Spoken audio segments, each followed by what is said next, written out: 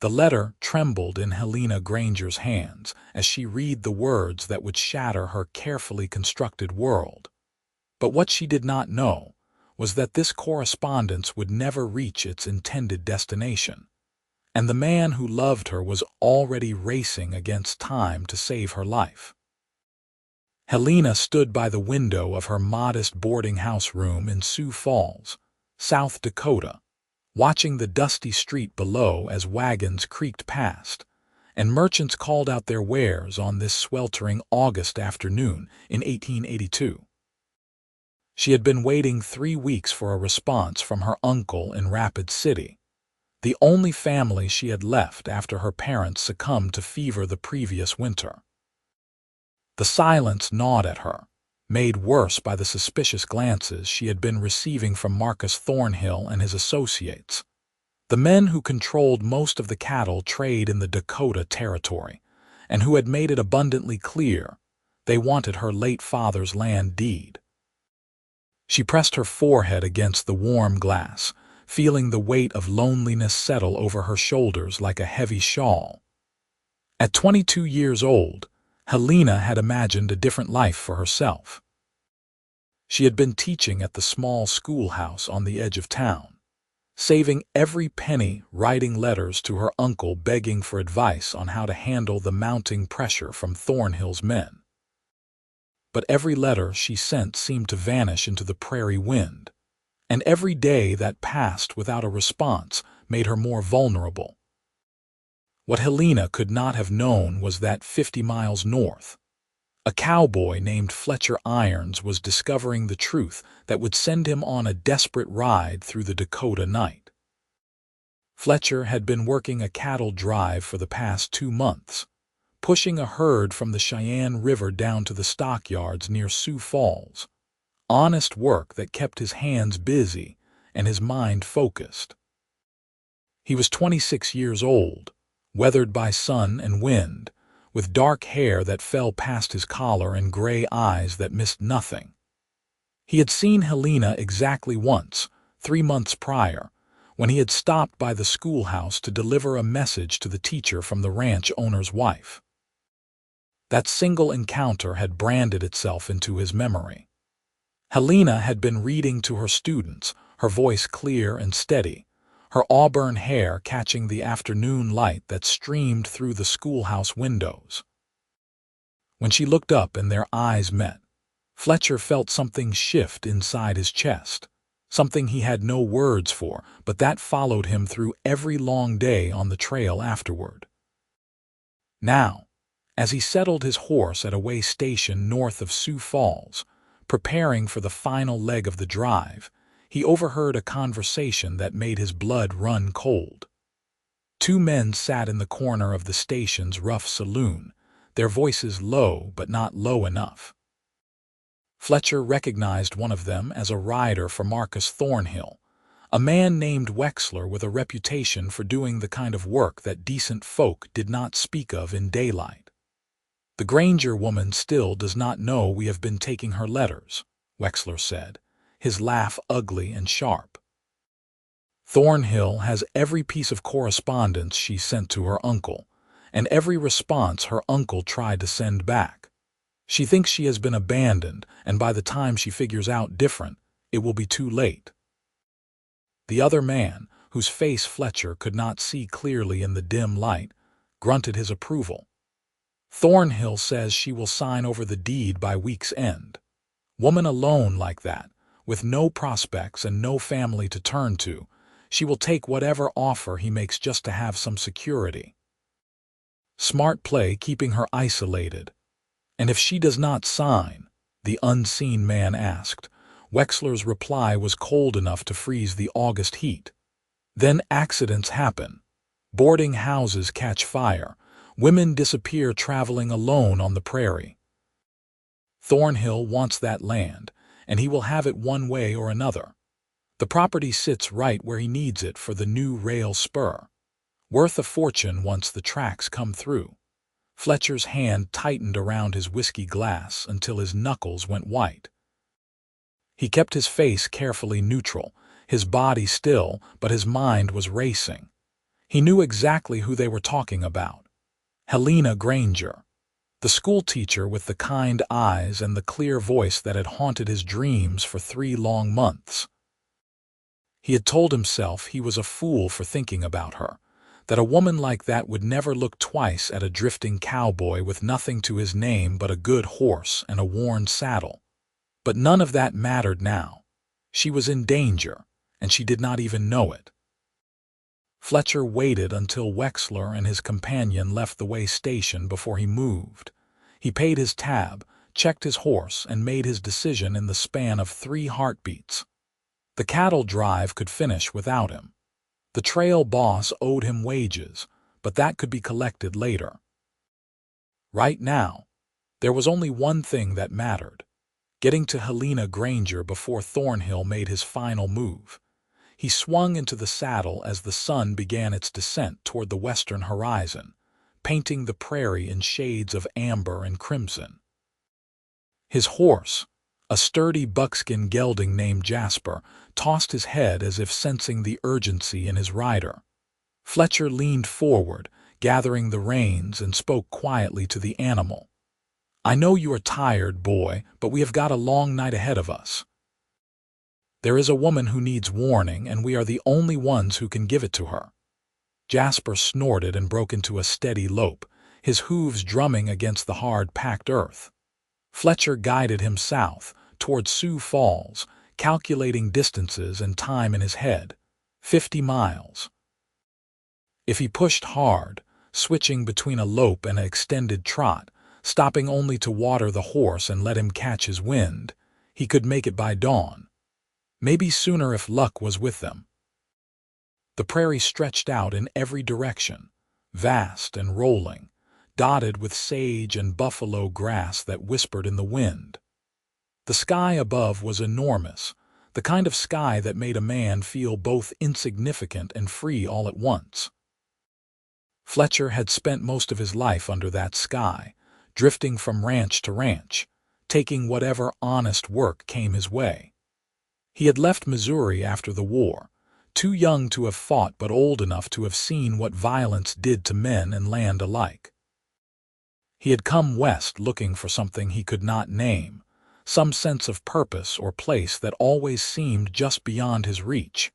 Maybe this was it. Maybe this desperate ride through the gathering darkness was exactly what he had been moving toward all along. The sun sank below the horizon, and the stars emerged one by one, brilliant and cold in the vast darkness.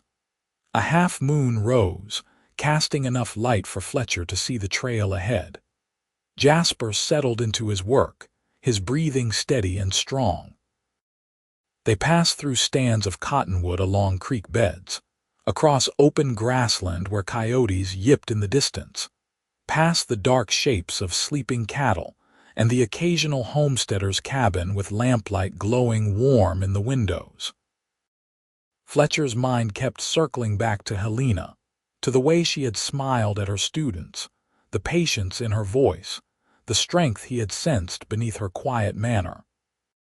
He remembered how she had thanked him for delivering the message, how her hand had briefly touched his when she took the folded paper, how that simple contact had sent a jolt of awareness through him that he felt even now, months later. He had made inquiries about her afterward, casual questions that yielded basic facts. She was from a decent family that had fallen on hard times. Her father had claimed a piece of land near the Big Sioux River, good grazing land with water access, before he died. Helena had inherited it, but a single woman with no means to work the land was vulnerable in a territory where men like Marcus Thornhill wielded power through money and intimidation. The night deepened, and the temperature dropped, the prairie wind carrying a chill that cut through Fletcher's shirt. He ignored the discomfort, focused only on the rhythm of the ride, on conserving his horse's strength while still covering ground. He stopped once near a creek to let Jasper drink and rest, checking the gelding's legs and breathing, making sure he was still sound. They could not afford a lame horse, not tonight. "You are doing fine, boy," Fletcher murmured, running his hand along Jasper's neck.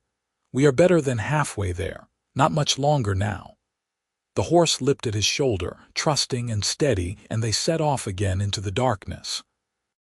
Fletcher thought about what he would say when he reached Helena, how he would explain that he had overheard men plotting against her, that her letters had been intercepted, that she was in immediate danger.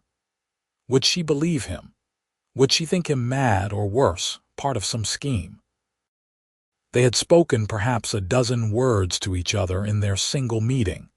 He was a stranger to her for all that she occupied his thoughts, but he would make her understand.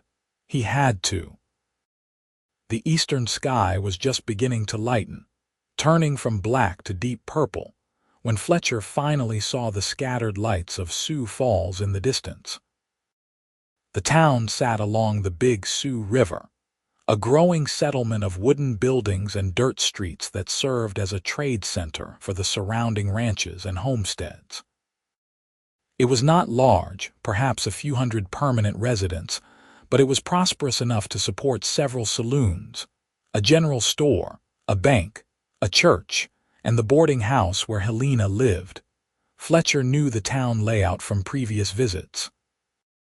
The boarding house was on the north side of the main street, a two-story structure with a wide porch and faded paint. He guided Jasper through the quiet streets as dawn broke over the prairie, turning the sky pink and gold. A few early risers were already moving about, storekeepers sweeping their steps, a freight wagon rumbling toward the railway depot. Fletcher felt the exhaustion of the long night pulling at him, but adrenaline kept him alert and focused. He tied Jasper at the hitching post outside the boarding house and took the steps 2 at a time, his boots loud on the wooden porch. The front door was unlocked, as was common in a town where most people knew each other. Inside, the narrow hallway smelled of coffee and bacon, sounds of breakfast preparation drifting from the back of the house. Fletcher removed his hat and approached the older woman who appeared from a side room, wiping her hands on her apron. "Help you?" she asked, eyeing his trail-worn clothes and unshaven face with mild suspicion. "I need to speak with Miss Helena Granger," Fletcher said, his voice rough from the night's ride. "It is urgent, a matter of her safety." The woman's expression shifted from suspicion to concern. "Her safety? What are you talking about? Who are you?" "My name is Fletcher Irons. I work cattle, been on a drive north of here. I overheard something last night that Miss Granger needs to know about right away." "Please, madam, I would not be here if it was not important." The boarding house proprietor studied him for a long moment, taking in the genuine worry in his eyes, the road dust on his clothes, the exhaustion evident in the set of his shoulders. Whatever she saw there convinced her, because she nodded slowly. "She is in the room at the end of the hall, second floor, but you wait here while I go up first. I will not have you frightening the poor girl half to death." Fletcher nodded, grateful and impatient in equal measure. He watched the woman climb the stairs, listened to the creak of floorboards overhead, the murmur of voices. Then footsteps on the stairs again, and Helena Granger appeared, following the boarding house proprietor down into the hallway. Fletcher's breath caught in his chest. She was more beautiful than he remembered, even with concern clouding her green eyes and her auburn hair hastily pinned up. She wore a simple gray dress, her hands clasped in front of her, her posture straight despite the obvious wariness in her expression. "Miss Granger," Fletcher said, stepping forward and then stopping, acutely aware of the space between them, the gulf of everything unspoken. "My name is Fletcher Irons. We met once 3 months ago. I brought a message to the schoolhouse." Recognition flickered across her face. "I remember you," Helena said softly. "Mrs. Patterson said you have information about my safety." "What is this about?" Fletcher glanced at the boarding house proprietor, who took the hint and retreated to give them privacy, though not so far that she could not intervene if needed. He turned back to Helena, searching for the right words. "Last night, I was at a way station north of here, and I overheard two men talking. One of them works for Marcus Thornhill. They were discussing you, Miss Granger, discussing your letters." Helena went very still, the color draining from her face. "My letters. They have been intercepting your correspondence," Fletcher said, his voice low and urgent. "Every letter you sent to your uncle in Rapid City, every response he tried to send back. Thornhill has them all. They have been keeping you isolated, making you think you have been abandoned, so that you would be desperate enough to sign over your land deed." Helena swayed slightly, and Fletcher instinctively reached out to steady her, his hand closing gently around her elbow. She did not pull away, her eyes wide with shock and the horrible understanding of betrayal. "My uncle has been writing to me," she whispered. "All this time he has been trying to reach me." "Yes," Fletcher confirmed. "And if you do not sign over the land soon, Thornhill plans to take more direct action. The man I overheard last night, he talked about accidents, fires. He wants your land for the railroad spur that is coming through, and he will not let anything stand in his way." Helena's hand came up to cover her mouth, her breathing unsteady. Fletcher could see her mind working, processing the implications, the danger, the calculated cruelty of what had been done to her. When she finally looked at him again, her eyes were bright with unshed tears, but also with a fierce determination that made his heart squeeze in his chest. "Why did you come to warn me?" she asked. "You do not know me. We met once for barely 5 minutes. Why would you ride through the night to tell me this?" Fletcher met her gaze steadily, knowing this was the moment for truth, complete and unvarnished. "Because when I heard them talking about hurting you, I could not stand the thought of it. Because you deserve to know what kind of men you are dealing with. And because I have thought about you every day since I walked into that schoolhouse 3 months ago, and if there was even a chance I could help you, I had to take it."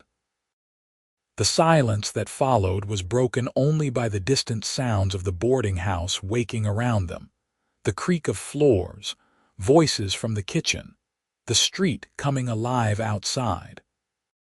Helena stared at him, something shifting in her expression, surprise and confusion and perhaps the first faint stirring of something else, something fragile and uncertain.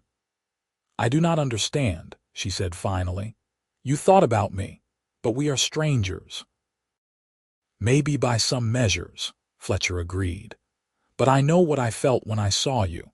And I know I would not be able to live with myself if something happened to you when I could have prevented it." Helena took a shaky breath, her hand still at her mouth, tears finally spilling over to track down her cheeks. "I have been so alone," she whispered.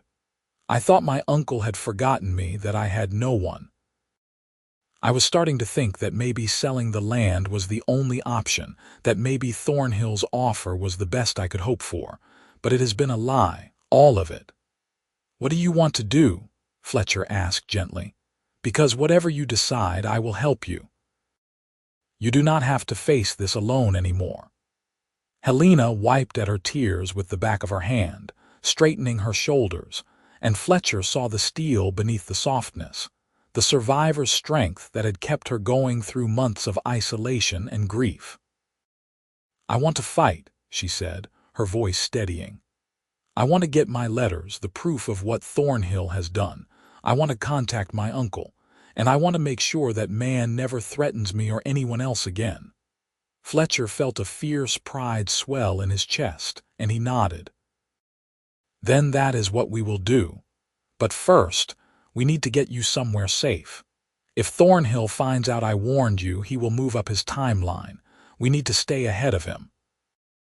Helena hesitated, looking around at the boarding house that had been her home for the past months, at the narrow hallway and the stairs leading up to her small room with its few possessions. "Where would I go?" "I know a family about 10 miles west of here, the Hendersons," Fletcher said. Good people with a fortified ranch house and hired hands who know how to handle trouble.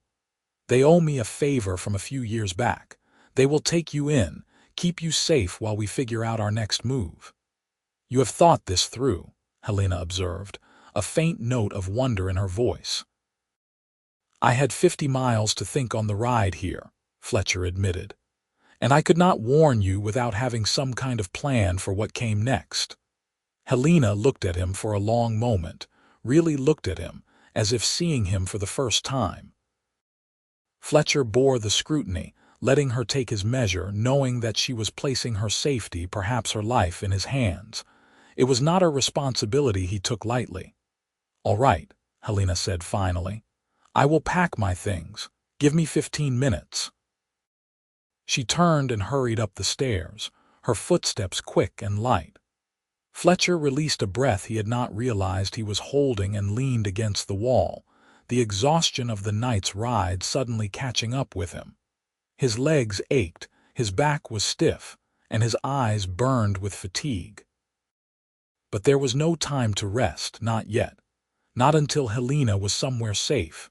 Mrs. Patterson emerged from the kitchen, her face set in worried lines. "That poor girl," she said quietly. "I knew something was not right with all those men hanging around, asking questions about her. But I did not realize the extent of it." "Did Thornhill's men come here?" Fletcher asked sharply. "Not Thornhill himself, but his foreman came by twice, and that Wexler fellow was lurking across the street a few times." Made Helena nervous, though she tried not to show it. Mrs. Patterson crossed her arms over her chest. "You really think they would hurt her?" "I know they would," Fletcher said grimly. "Men like that see people as obstacles, not human beings. They want what she has, and they will remove her to get it if they think they can get away with it." Mrs. Patterson shook her head in disgust. "This territory is supposed to be civilized now, but sometimes I wonder. You take care of that girl, you hear me? She has been through enough." "I intend to," Fletcher promised. Helena came back down the stairs carrying a worn carpet bag and a small trunk, her bonnet tied under her chin, her expression resolute. Fletcher took the trunk from her without a word, surprised at how heavy it was. She saw his expression and offered a small, strained smile. "Books," she explained. "I could not leave my books." That smile, fragile as it was, did something to Fletcher's heart that he had no words for. He just nodded and carried the trunk out to where Jasper waited patiently at the hitching post. The gelding had his head down, resting, but he lifted it when Fletcher approached, ears swiveling forward. "I need you to work a little longer," Fletcher told the horse as he secured the trunk behind the saddle. "Just to the Henderson place, and then you can rest proper." Helena emerged from the boarding house, Mrs. Patterson behind her. The two women embraced briefly, and Fletcher heard the proprietor whisper something about being careful and sending word when she could. Then Helena was walking toward him, her chin up, her carpetbag clutched in both hands. "I have never ridden double before," she admitted quietly. "Jasper is strong and steady," Fletcher assured her. "He will take good care of us both. I am going to mount first, and then I will help you up behind me. You will need to hold on around my waist. Is that all right?" Helena nodded, though Fletcher saw color rise in her cheeks at the thought of the necessary intimacy. He swung into the saddle, settled his weight, and then reached down to her. She took his hand, her grip firm despite her nervousness, and with his help and a boost from the stirrup, she managed to settle herself behind him on the saddle. "Hold on tight," Fletcher said, acutely aware of her arms coming around his waist, her body pressed against his back. "We have got a bit of a ride ahead of us." Helena's arms tightened, and Fletcher could feel her trembling, whether from fear or exhaustion or the shock of everything she had learned this morning, he could not tell.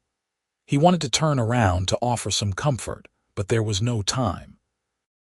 Already the sun was fully up, and the town was coming to life around them. The longer they stayed in Sioux Falls, the greater the chance that Thornhill's men would spot them and realize something was wrong. Fletcher urged Jasper into a walk, heading west out of town along the river road. The gelding moved steadily despite his exhaustion and the extra weight, and Fletcher felt a surge of gratitude for the animal's heart and strength. Behind him, Helena was silent, her breathing gradually steadying, her grip on him constant and sure. They rode for perhaps half an hour in silence, the town falling away behind them and the open prairie spreading out on all sides. The morning was clear and bright, the sky an endless blue dome overhead, the grass rippling in the breeze like water. It was beautiful country, harsh and generous in equal measure, and Fletcher had always loved it despite its dangers. "Fletcher," Helena said suddenly, her voice soft near his ear, "why were you at that way station last night? You said you were on a cattle drive." "I was," Fletcher confirmed. "We were bringing a herd down from the Cheyenne River, almost done with the drive. I stopped at the way station to rest my horse and get a meal before the final push into Sioux Falls." "So you left the drive to come warn me," Helena said slowly. "You gave up your wages for someone you barely know." Fletcher was quiet for a moment, choosing his words carefully. "I gave up nothing that matters compared to your life.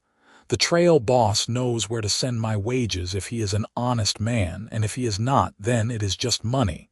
It will come again. But you, Helena, you are one of a kind. And I would make the same choice 100 times over." He felt her forehead rest briefly against his shoulder blade, a gesture so trusting and vulnerable that it made his throat tight. "Thank you," she whispered. "I do not know how I will ever repay this." "You do not owe me anything," Fletcher said firmly. "This is not a debt. It is just what decent people do for each other when trouble comes calling." They rode on, the sun climbing higher, the heat building. Fletcher kept Jasper to a steady pace, conserving the horse's energy, watching the horizon for any sign of pursuit. He did not think Thornhill's men would come after them yet, not until they realized Helena had left town, but he could not afford to be careless. Too much was at stake. The Henderson Ranch appeared in the distance around mid-morning, a cluster of buildings nestled in a shallow valley with a creek running through it. Fletcher felt some of the tension ease from his shoulders at the sight. The Hendersons were good people, hardworking and honest, and they had the means to provide shelter and protection. He had helped them recover stolen horses a few years back, refusing any reward beyond a meal and a place to sleep. John Henderson had told him that day that if he ever needed anything, anything at all, the door was always open. Fletcher hoped that promise still held true. They rode into the ranch yard, and a young man working near the barn looked up, his hand moving instinctively to the rifle leaning against the fence post. But then recognition dawned on his face and he relaxed, calling out a greeting. "Fletcher Irons, what brings you out this way?" "Need to speak with your father, Billy," Fletcher called back. "It is important." Billy Henderson, who had been about 12 years old the last time Fletcher saw him and was now a lanky 17 or 18, nodded and jogged toward the main house. Within moments, John Henderson emerged, a solidly built man in his 50s with graying hair and sharp blue eyes that took in the situation at a glance. Fletcher's exhausted horse, the woman riding behind him, the tension in Fletcher's posture. "Trouble?" Henderson asked simply as Fletcher reined in Jasper and dismounted, then turned to help Helena down. "Some," Fletcher admitted. "This is Miss Helena Granger. She is being targeted by Marcus Thornhill. He has been intercepting her correspondence, isolating her, trying to force her to sign over her land deed. When I heard his men talking about taking more direct action against her, I rode through the night to warn her. We need a safe place for her to stay while we figure out our next move." I know this is a lot to ask. John Henderson's expression darkened at the mention of Thornhill's name. That snake has been causing trouble all over the territory, pushing people off good land with threats and intimidation. You did right bringing her here, Fletcher. He turned to Helena, his expression softening. Miss Granger, you are welcome in our home for as long as you need. My wife Martha will get you settled and fed. You look like you have had a hard time of it. Helena's eyes filled with tears again, but she blinked them back, her voice steady when she spoke. Thank you, Mr. Henderson. Your kindness means more than I can say. Martha Henderson appeared in the doorway, a handsome woman with kind eyes and capable hands. She took one look at Helena's pale face and immediately came forward, putting an arm around the younger woman's shoulders. Come inside, dear. You look ready to drop. When did you last eat? I do not remember, Helena admitted, and Martha made a tusking sound and guided her toward the house, calling back instructions to Billy about bringing in the trunk and carpet bag. Left alone with John Henderson, Fletcher felt the full weight of exhaustion settle over him like a physical thing. Henderson saw it and gestured toward the barn. Get your horse settled and then come inside. You look like you have been rode hard and put up wet yourself. Fletcher nodded gratefully and led Jasper to the barn, taking his time unsaddling the gelding, checking him over thoroughly, making sure he had water and grain and a deep bed of clean straw. The horse had earned his rest many times over. When Jasper was comfortable and beginning to doze, Fletcher finally allowed himself to head to the house. Inside, the Henderson home was warm and welcoming, filled with the smell of cooking food and the comfortable disorder of a family that actually lived in their space rather than just occupying it. Martha had settled Helena at the kitchen table with a plate of eggs and biscuits and was fussing over her like a mother hen. Fletcher saw Helena glance up when he entered, saw something shift in her eyes, a mix of relief and gratitude and that same undefined thing he had glimpsed earlier. Sit down before you fall down, John Henderson ordered, pulling out a chair for Fletcher. Martha, this man rode 50 miles through the night to save this young lady. He needs feeding too. I am already on it, Martha said, piling another plate high with food and setting it in front of Fletcher. You boys eat. I want to hear the whole story. So Fletcher told it, leaving nothing out except his own complicated feelings about Helena. He described overhearing Wexler and his companion, the details of the scheme to intercept Helena's correspondence, the implied threats, his decision to ride south immediately. John Henderson's face grew darker with every word, and by the time Fletcher finished, the older man's hands were clenched into fists on the table. Thornhill has gone too far this time, Henderson said flatly. Intercepting mail is a federal offense. We need to get this information to the proper authorities. The marshal in Sioux Falls is in Thornhill's pocket, Helena said quietly. Everyone knows it, though no one will say it openly. He will not help me. Then we go over his head, Fletcher said. We get word to the territorial marshal in Yankton. We get Helena's uncle here so he can confirm that his letters were intercepted. We build a case that is so solid even Thornhill's money cannot make it disappear. That will take time, John Henderson pointed out. And in the meantime, Thornhill will realize that Miss Granger has left town and gone to ground. He will not take that lightly. I know, Fletcher said grimly, which is why we need to be ready for him to come looking.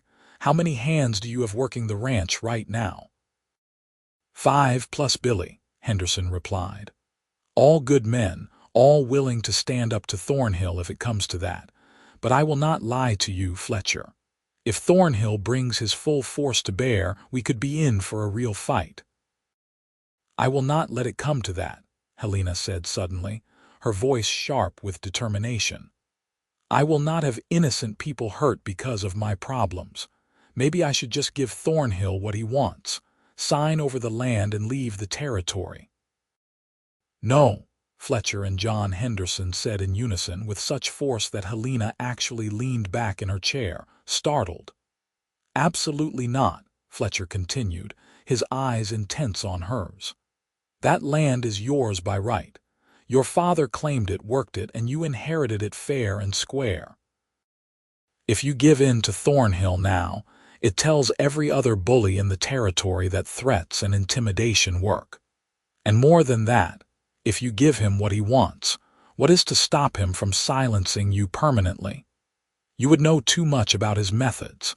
He could not afford to let you walk away." Helena's face went pale, and Fletcher hated that he had to say it, hated putting that fear in her eyes. But she needed to understand the full extent of the danger. "Fletcher is right," Martha Henderson said gently, sitting down beside Helena and taking her hand. "Men like Thornhill do not let loose ends dangle. You are safer fighting him with witnesses and evidence than you would be running alone." Helena was quiet for a long moment, staring down at her half-eaten plate of food. When she finally looked up, Fletcher saw the resolve in her expression, steel wrapped in softness. "Then I fight," she said simply. "Whatever it takes." The rest of that day passed in a blur of activity. John Henderson sent Billy riding hard to Yankton, with a carefully written letter explaining the situation and requesting immediate assistance from the territorial marshal. Fletcher caught a few hours of desperately needed sleep in the bunkhouse, then woke and helped the ranch hands fortify the property, checking weapons, establishing watch schedules, preparing for the possibility of trouble. Helena spent the afternoon with Martha Henderson, and Fletcher saw them talking quietly on the porch, saw Martha's arm around Helena's shoulders, saw the way Helena's rigid posture gradually softened. He was grateful for Martha's presence, for the motherly comfort she could provide that he could not. Helena had been through so much in such a short time, and she needed more than just protection. She needed kindness, understanding, a safe space to process everything that had happened. As evening fell and the ranch settled into watchful quiet, Fletcher found himself on the porch, staring out at the darkening prairie. He heard the door open behind him and knew without turning that it was Helena. He had become attuned to her presence in a way that defied logic, could sense her nearness like heat from a fire. "You should be inside resting," Fletcher said without looking back. "I rested all afternoon," Helena replied, coming to stand beside him at the porch rail. "I cannot sleep any more right now. My mind will not quiet down." Fletcher glanced at her, seeing the exhaustion still evident in her face but also something else, a kind of strength that seemed to grow with every hour that passed. She had changed into a borrowed dress of Martha's, dark blue calico that brought out the green of her eyes. Her hair was down, falling in soft waves past her shoulders, and Fletcher had to look away before he did something foolish like reach out to touch it. "I have been thinking," Helena said quietly, "about what you said this morning about thinking of me every day since we met. I need to know if you meant that, or if it was just something you said in the moment to make me feel better." Fletcher's hands tightened on the porch rail. This was the conversation he had been both hoping for and dreading, the moment when he would have to put words to feelings he barely understood himself. "I meant it," he said simply. "Every word." "Why?" Helena asked, and there was genuine confusion in her voice. "We barely know each other." "I cannot explain it in a way that makes sense," Fletcher admitted.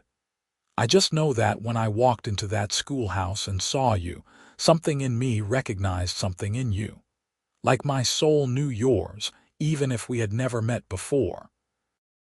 I thought about going back, finding some excuse to see you again, but I figured a woman like you would not want anything to do with a drifter like me, so I tried to forget you and move on." "But you could not," Helena said softly. No, Fletcher agreed. I could not. And when I heard those men talking about hurting you, I knew that whatever I felt, whatever this is between us or might be between us, I could not let anything happen to you.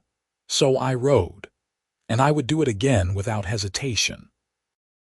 Helena was quiet for a long moment, and Fletcher could feel his heart pounding in his chest, waiting for her response, terrified of what she might say. When she finally spoke, her voice was barely above a whisper. When you walked into Mrs. Patterson's boarding house this morning, when I came down the stairs and saw you standing there, I felt something I have not felt in a very long time. Hope, safety, like maybe I was not as alone as I thought I was. She paused, taking a shaky breath. And then, when you told me what you had done, riding all night just to warn me, I could not understand why a stranger would do that. But you are not really a stranger, are you? Because I remember you too. I remember the way you looked at me that day at the schoolhouse, like you were seeing something precious. No one had looked at me like that in so long. Fletcher turned to face her fully, his heart in his throat. Helena. She met his eyes, and in the fading light he saw her own uncertainty, her own fragile hope. I do not know what this is, she said honestly. I do not know if it is real or if it is just the circumstances throwing us together. But I know that when I think about what might have happened if you had not come to warn me, if you had not cared enough to ride through the night, I feel sick. And I know that I want to understand these feelings to see where they might lead. If you are willing to be patient with me. I will wait as long as you need, Fletcher said, his voice rough with emotion. There is no rush, no pressure. We will figure this out together one day at a time. Helena smiled then, really smiled, and it transformed her face from pretty to breathtaking. Fletcher felt his breath catch, felt that same recognition he had experienced months ago intensify into something that felt dangerously close to falling. One day at a time, Helena echoed, and reached out to take his hand. Her fingers were slender and cool in his, and Fletcher closed his hand gently around hers, marveling at how right it felt, how natural. They stood together on the porch as full darkness fell and the stars emerged overhead, not speaking, just being present with each other. And Fletcher thought that this moment, this simple connection, was worth every hard mile he had ridden. The peace did not last. The next morning, just after dawn, Billy Henderson came racing back from Yankton, his horse lathered and blowing. Fletcher was up immediately, meeting the young man in the yard, John Henderson right behind him. Billy's face was grim. The territorial marshal is coming, he said without preamble. Should be here by tomorrow. But there is bad news too. Thornhill found out that Miss Granger left Sioux Falls. He is riding this way with at least a dozen men. My guess is they are maybe 4 or 5 hours behind me. Fletcher felt ice settle in his gut. He is going to try to take her by force. Looks that way, John Henderson said, his jaw set. All right. We have got time to prepare. Billy, get the other hands together. We are going to make sure this ranch is locked down tight. Fletcher, you better talk to Miss Granger. She has a right to know what is coming. Fletcher found Helena in the kitchen helping Martha with breakfast. One look at his face and she set down the bowl she was holding, her own expression going pale but determined. Thornhill is coming, she said. It was not a question. Yes, Fletcher confirmed. He found out you left town. He is riding this way with men. We have maybe 4 or 5 hours before he gets here. Then we need to be ready for him, Helena said, lifting her chin. I will not hide while other people fight my battles. Helena, you do not need to. Yes, I do, she interrupted firmly. This is my fight, my land, my life he is trying to destroy. I will not cower in a back room while you all risk yourselves for me. Tell me what I can do to help.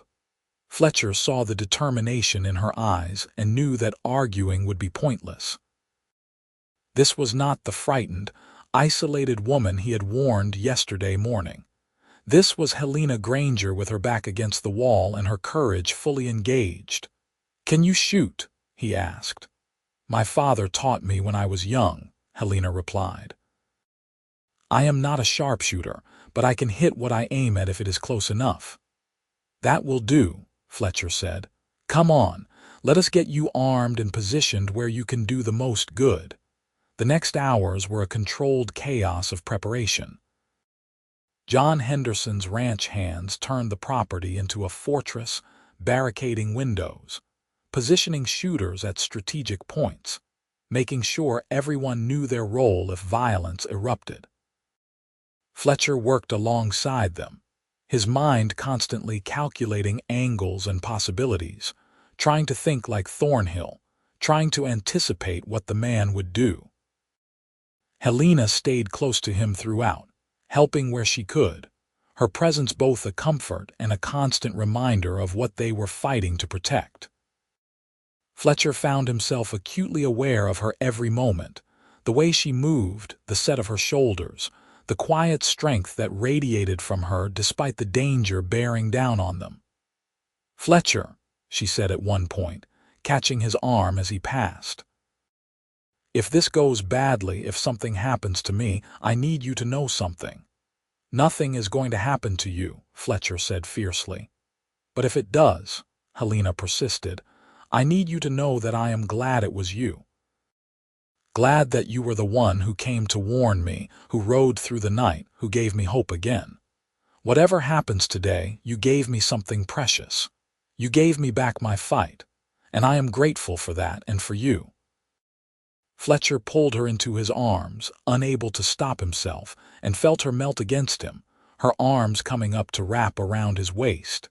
He buried his face in her hair, breathing in the scent of her, memorizing the feel of her body against his.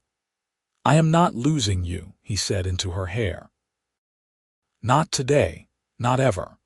We are going to get through this, and then we are going to have all the time in the world to figure out what this is between us. You hear me?" "I hear you," Helena whispered, and when she tilted her head back to look at him, Fletcher saw tears on her cheeks and something in her eyes that looked almost like love. He kissed her then, unable to help himself, a brief fierce press of his lips to hers that was more promise than passion. Helena made a small sound in the back of her throat and kissed him back, her hands fisting in his shirt, and for one perfect moment, the danger and the fear fell away, and there was only this, only them, only the rightness of being together. Then Billy's shout from the lookout post shattered the moment. "Riders coming, at least a dozen, maybe more." Fletcher reluctantly released Helena, his hands lingering on her shoulders. "Get to your position. Stay low, stay safe, and Helena, trust me. Trust that I will do everything in my power to keep you safe." "I trust you," Helena said simply. And then she was moving, heading to the position Martha Henderson had prepared for her in the main house with a clear line of sight to the yard but good cover. Fletcher took his own position near the barn, rifle ready, his eyes fixed on the horizon where dust was rising, announcing the approach of riders. Beside him, John Henderson checked his weapon and glanced at Fletcher with a grim expression. "Whatever happens, we stand firm," Henderson said. "Thornhill thinks he can bully his way to whatever he wants. Time to show him different." The riders came into view, a solid block of men on horseback with Marcus Thornhill at their head. Thornhill was a big man, well dressed even in riding clothes, with a florid face and cold eyes that assessed the Henderson ranch with the gaze of a man accustomed to taking what he wanted. His men spread out behind him, a show of force meant to intimidate. Thornhill reined in his horse just outside the yard, his eyes sweeping across the barricaded buildings, the armed men watching him from various positions. His expression shifted from confidence to anger when he realized the Hendersons were prepared for trouble. "John Henderson," Thornhill called out, his voice carrying across the yard. "I do not have business with you. Send out Helena Granger and we will be on our way. No need for anyone to get hurt." "Miss Granger is under my protection," Henderson called back, stepping into view with his rifle held casually but ready. "And she is not going anywhere with you, Thornhill. We know what you have been doing. The mail interception, the threats, all of it. The territorial marshal is on his way. I suggest you turn around and ride back to Sioux Falls before you make this situation worse for yourself." Thornhill's face darkened with rage. "That land is mine by right of business. The railroad is coming through and I made a fair offer. If the girl is too stubborn to see reason, that is not my fault." "Intercepting federal mail is a crime," Fletcher called out, emerging from his position. "Threatening a woman to force her off her land is a crime. You have broken the law, Thornhill, and you are going to answer for it." Thornhill's gaze swung to Fletcher, and recognition flickered across his face. "The cowboy. Wexler mentioned you were at the way station, but I did not think you would be fool enough to interfere. This does not concern you." "It concerns me," Fletcher said flatly, "and I am not letting you near her." "You are outnumbered," Thornhill pointed out, gesturing to his men. "You really want to die for a woman you barely know?" "If that is what it takes," Fletcher replied without hesitation. "But I do not think it will come to that. Because if you start shooting, people are going to die on your side too. And when the territorial marshal gets here and starts investigating, he is going to find a lot of bodies and a lot of witnesses pointing fingers at you. You really want to risk hanging for a piece of land?" Thornhill's jaw worked, his eyes darting from the armed ranch hands to the barricaded buildings to Fletcher's unflinching stare. Fletcher could see the calculation happening behind those cold eyes, the weighing of risk and reward. For a long, tense moment, the outcome balanced on a knife's edge. Then Helena stepped out onto the porch of the main house, a rifle held competently in her hands, her chin up and her eyes blazing with defiance. Every man in the yard turned to look at her, and Fletcher's heart nearly stopped at the sight of her standing there, brave and beautiful and utterly unafraid. "This is my land, Mr. Thornhill," Helena called out, her voice ringing clear across the yard. "My father claimed it, worked it, and left it to me. I have every legal right to it, and I will not be threatened or intimidated into giving it up. You have stolen my letters, isolated me, and plotted to harm me. But I am still here, and I am still fighting.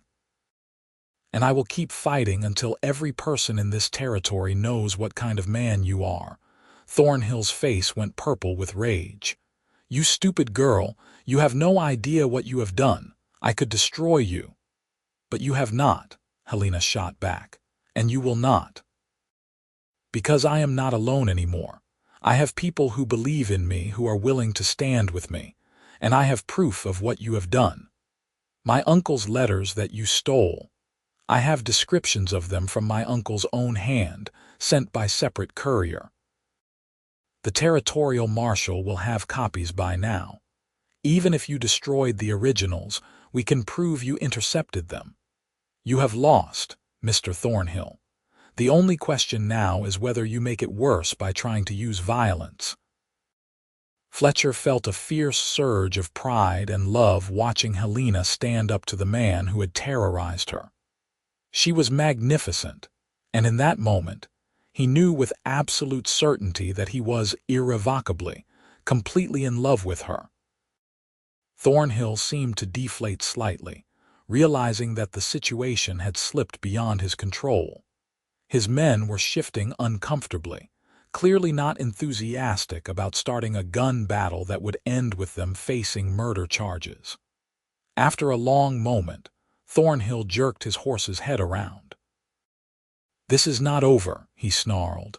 "I will fight you in court and I will win." "You are welcome to try," John Henderson said coldly, "but I would suggest you prepare for a long fight because we are not backing down." Thornhill rode off with his men trailing behind him, and the ranch yard erupted in relieved cheers and laughter. Fletcher barely heard any of it. He was already moving, striding across the yard to the porch where Helena still stood, the rifle lowering in her hands as the tension drained out of her. She saw him coming and met him halfway, and then she was in his arms again, and he was holding her like he would never let go, his face buried in her hair, his heart pounding so hard he thought it might break through his ribs. "You were incredible," he said roughly. "Brave and strong and absolutely incredible." "I was terrified," Helena admitted, her voice muffled against his chest. "But I knew you were there, and I knew I could not let him win. I could not let him take away everything my father worked for." Fletcher pulled back just enough to frame her face with his hands, his thumbs brushing away the tears that were streaming down her cheeks. "I love you," he said, the words spilling out before he could stop them. "I know it is too soon and we barely know each other, and I have no right to feel this way, but I love you, Helena. I think I have loved you since the moment I saw you in that schoolhouse." Helena's breath caught, her eyes widening, and for a terrible moment, Fletcher thought he had made a horrible mistake, had pushed too hard too fast. But then she was smiling through her tears, her hands coming up to cover his where they cradled her face. "It is not too soon," she whispered. "Because I love you too. I did not know it until right now, until this moment, but I love you, Fletcher Irons. You came out of nowhere and saved my life and gave me back my hope, and I love you for that, and for 1,000 other reasons I have not even discovered yet." Fletcher kissed her then, a real kiss this time, deep and thorough and full of all the emotion he had been holding back. Helena kissed him back with equal fervor, her arms winding around his neck, her body pressing against his. The ranch hands whistled and cheered, and someone made a ribald comment, but Fletcher did not care. All that mattered was Helena, the taste of her, the feel of her, the knowledge that she loved him too. When they finally broke apart, both breathless and flushed, Fletcher rested his forehead against hers. "We are going to have to figure out how this works," he said. "I do not have much to my name, just my horse and my saddle and whatever the trail boss might send for wages. But I will work every day to build a life worthy of you. I will help you keep your land and work it and make it prosper. I will be whatever you need me to be." "You are already everything I need," Helena said softly. "And the land is ours now, not just mine. We will build that life together." The territorial marshal arrived the next day, and the subsequent investigation bore out everything Helena and Fletcher had claimed. Thornhill had indeed intercepted Helena's correspondence, a federal offense that carried serious penalties. Her uncle arrived from Rapid City 3 days later, full of righteous fury and relief at finding his niece safe. He brought with him copies of all the letters he had sent, detailed records of his attempts to reach Helena, and a burning desire to see Thornhill face justice. The legal battle that followed was long and complicated, but in the end, Marcus Thornhill was convicted of mail tampering, fraud, and conspiracy to commit assault. He was fined heavily, stripped of many of his business holdings, and spent 2 years in territorial prison. His grip on the region was broken, and other families he had victimized came forward with their own stories, ensuring that he would never again wield the same unchecked power. Through it all, Fletcher and Helena stood together. Fletcher found work on Helena's land, helping to build up the small ranch that her father had started. He proved to have a natural gift with horses and cattle, and within 6 months, they had a thriving operation going. Helena continued to teach at the schoolhouse, beloved by her students and respected in the community for her courage in standing up to Thornhill. They were married in the spring of 1883, in the small church in Sioux Falls, with John and Martha Henderson standing up as witnesses and half the town in attendance. Helena wore a dress of cream-colored silk that Martha had helped her sew, and Fletcher wore a new suit that felt strange and confining, but was worth it to see the look in Helena's eyes when she walked down the aisle toward him. Their wedding night was spent in the small house they had built on Helena's land, a modest two-room structure that would grow over the years as their family grew. Fletcher was gentle and patient, knowing that Helena had no experience with physical intimacy, and she responded to him with a passion that took his breath away. They learned each other's bodies slowly, carefully, with laughter and tenderness and a growing sense of awe at what they were discovering together. "I never imagined this," Helena whispered afterward, lying in Fletcher's arms in the darkness, her head on his chest, "that I could be this happy, that I could feel this much." "Neither did I," Fletcher admitted, his fingers tracing lazy patterns on her shoulder. "I thought I would drift my whole life, never really belonging anywhere, but with you I am home. Wherever you are, that is where I belong." The years that followed were not always easy. The Dakota Territory was a hard land, unforgiving of mistakes and demanding constant work. But Fletcher and Helena built their life together with determination and love, facing every challenge side by side. Their ranch grew, their reputation for fair dealing and quality stock spreading throughout the region. Helena continued teaching until the birth of their first child in the winter of 1884, a boy they named Samuel after Fletcher's father. The birth was difficult, and Fletcher spent anxious hours pacing outside the bedroom while Martha Henderson and the midwife worked. When he was finally allowed in and saw Helena exhausted but triumphant, holding their son in her arms, he felt something inside him shift and settle, a final piece of himself finding its place. "He has your eyes," Helena said softly, smiling up at Fletcher through her tiredness. "And I think he is going to have your stubbornness too, given how hard he fought to get here." Fletcher knelt beside the bed, one finger gently stroking his son's impossibly soft cheek. "He is perfect. You are perfect. I do not know what I did to deserve this, to deserve you." "You rode through the night to save me," Helena reminded him. "You gave me back my life. This is just the beginning of all the happiness we are going to have together." She was right. Over the next years, 2 more children joined their family, a daughter named Ruth in 1886 and another son, James, in 1889. The house expanded to accommodate the growing family, rooms added one at a time as Fletcher and hired help worked through summers to provide more space. The land prospered too, the cattle herd growing, crops planted and harvested, water rights secured. Helena occasionally taught again when the regular school teacher was ill or away, and she never lost her love of books and learning. She taught her own children to read before they were 5, filled the house with conversation and ideas, and the kind of intellectual curiosity that Fletcher came to associate with her. He loved watching her with their children, seeing the patience and creativity she brought to motherhood, the way she could explain complex ideas in simple terms that even the youngest could grasp. Fletcher himself became known as one of the most skilled horse trainers in the territory, men coming from miles around to purchase horses he had gentled and trained.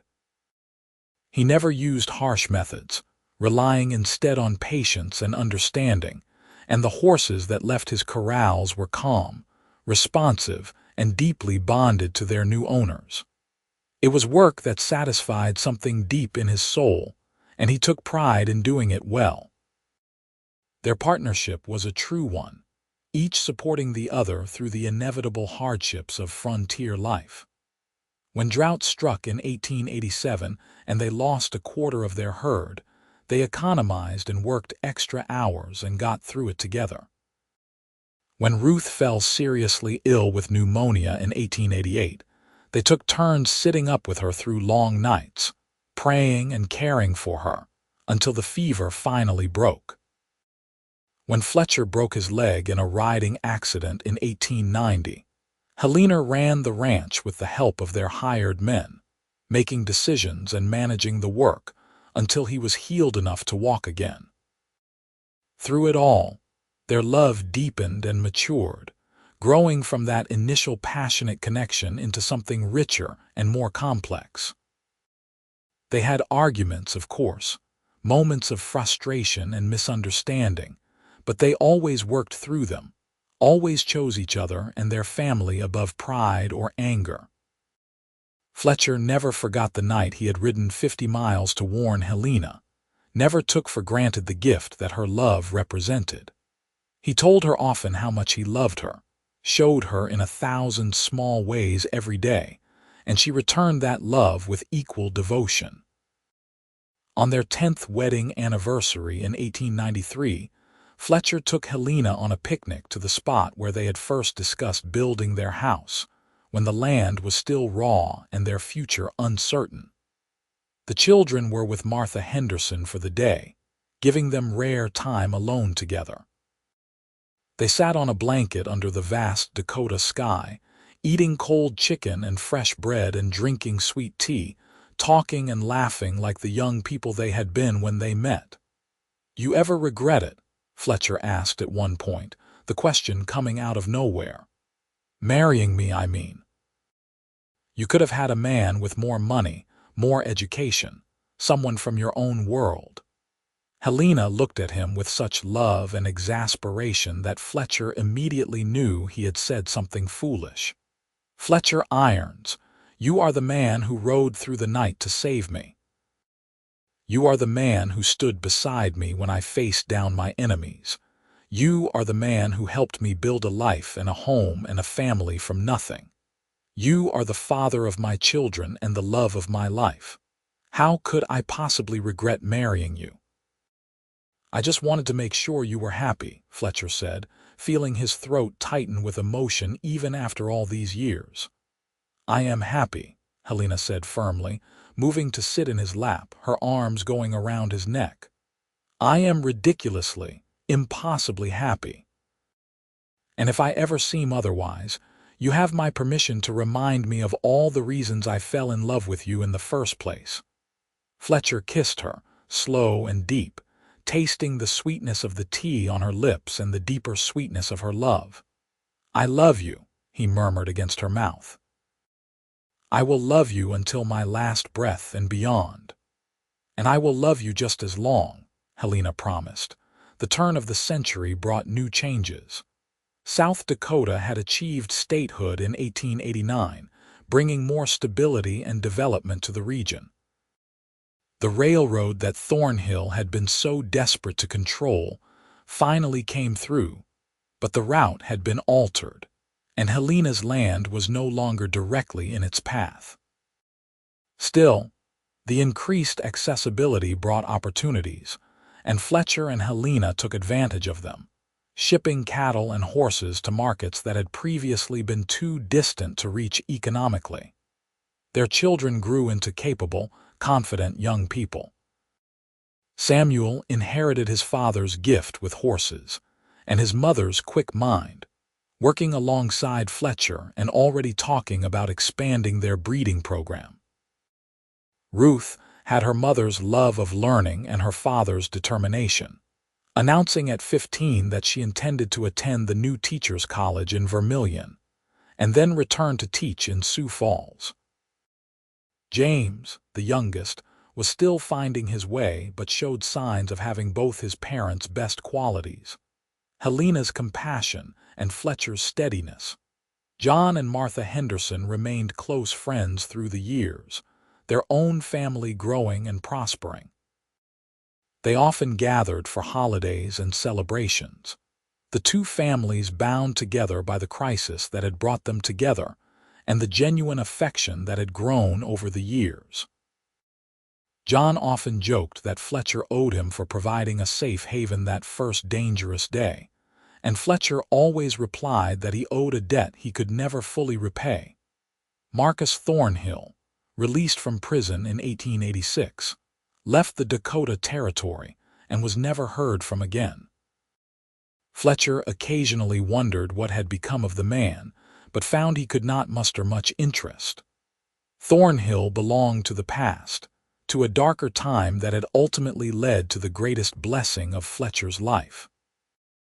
He bore the man no particular ill will, but he was glad Thornhill was gone and hoped he stayed that way. In 1902, when Fletcher was 46 and Helena was 42, they stood on the porch of their expanded ranch house and watched the sunset paint the prairie in shades of gold and crimson. 3 decades had passed since Fletcher had ridden through the night to warn Helena of danger. 20 years since they had married and started building their life together. The years showed in the silver threading through Fletcher's dark hair and the fine lines around Helena's eyes, but also in the prosperity surrounding them.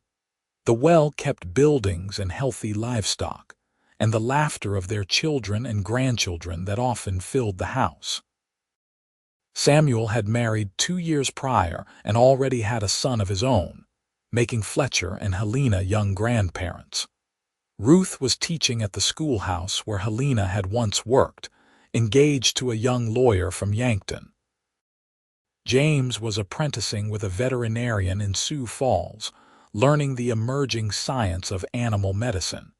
The future stretched out before them, full of promise and possibility. "You remember the night we met?" Helena asked, leaning into Fletcher's side, his arm coming automatically around her shoulders. "Every detail," Fletcher confirmed. "The way the lamplight caught in your hair, the sound of your voice, the way my heart stopped when our eyes met." "I was so alone then," Helena said quietly. "So frightened and isolated and convinced that I had no one. And then you appeared, like an answer to a prayer I had not known how to pray. You gave me everything, Fletcher, hope and love and this beautiful life we have built together." "You gave me just as much," Fletcher said, pulling her closer.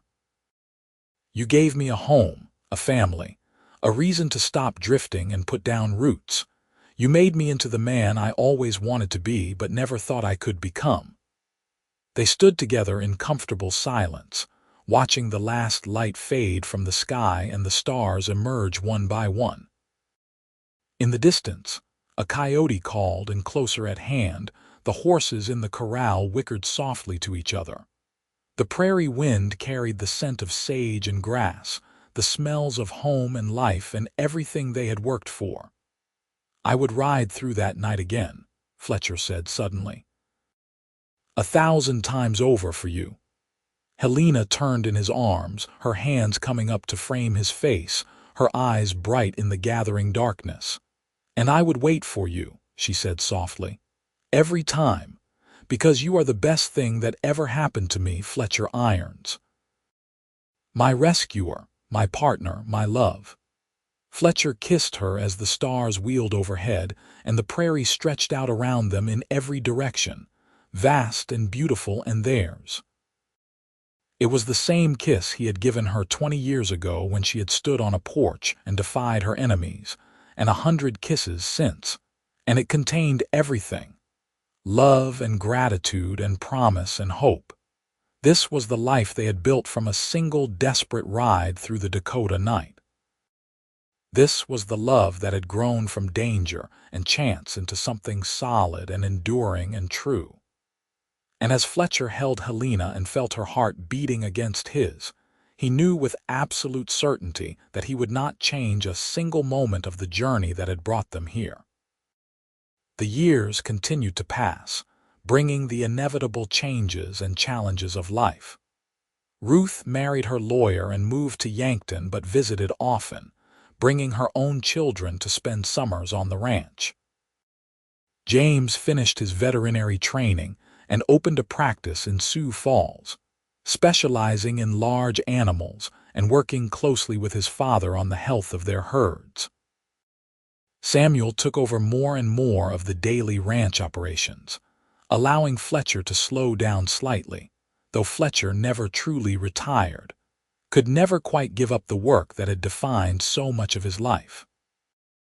Helena eventually stopped teaching entirely, focusing her energies on her grandchildren and on a growing collection of correspondence with other women throughout the state who were working for social reforms and educational improvements. She became known as a voice of reason and compassion, and Fletcher was immensely proud of the respect she commanded in the community.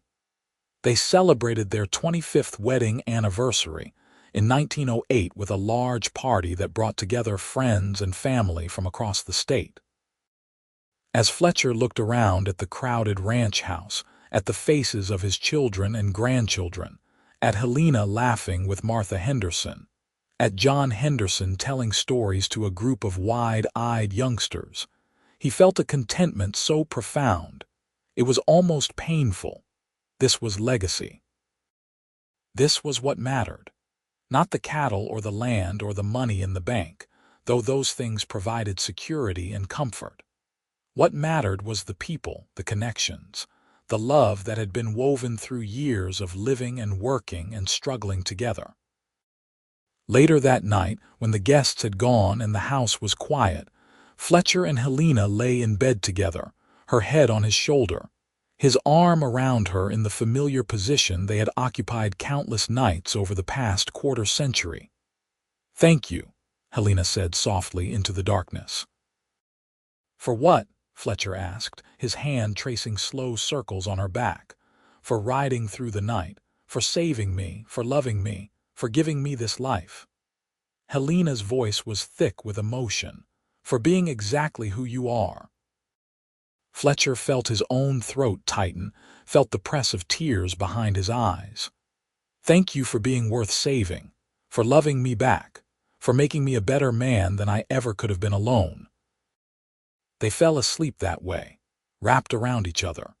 Two people who had found in each other everything they had been searching for without knowing it, and who had built from that initial spark something that would endure beyond their own lives, living on in their children and grandchildren and the generations yet to come. The story of Fletcher Irons and Helena Granger became something of a legend in their part of South Dakota. People talked about the cowboy who rode 50 miles through the night to warn a woman in danger, about the school teacher who stood up to a powerful man, and won, about the love that had grown from crisis into a marriage that exemplified partnership and devotion. Young couples starting out would sometimes ask them for advice, and Fletcher and Helena would share what they had learned. That love required work and patience, that it was built in the small daily choices as much as the grand romantic gestures, that the willingness to fight for each other and for what they believed in was what kept a marriage strong through the inevitable storms of life. But more than their words, it was their example that taught. The way Fletcher still opened doors for Helena after 30 years of marriage, the way Helena's eyes would light up when Fletcher walked into a room, the small touches and private smiles that spoke of an intimacy that had only deepened with time. The way they worked together on the ranch, each knowing what the other needed often before words were spoken. The respect they showed each other, even in disagreement. The laughter that still filled their home, the joy they took in each other's company. This was what love looked like when it was allowed to grow and mature, when it was tended carefully and protected fiercely. This was the harvest that came from that desperate night ride. From the moment Fletcher had heard men plotting harm and had decided that he could not, would not, stand by and let it happen.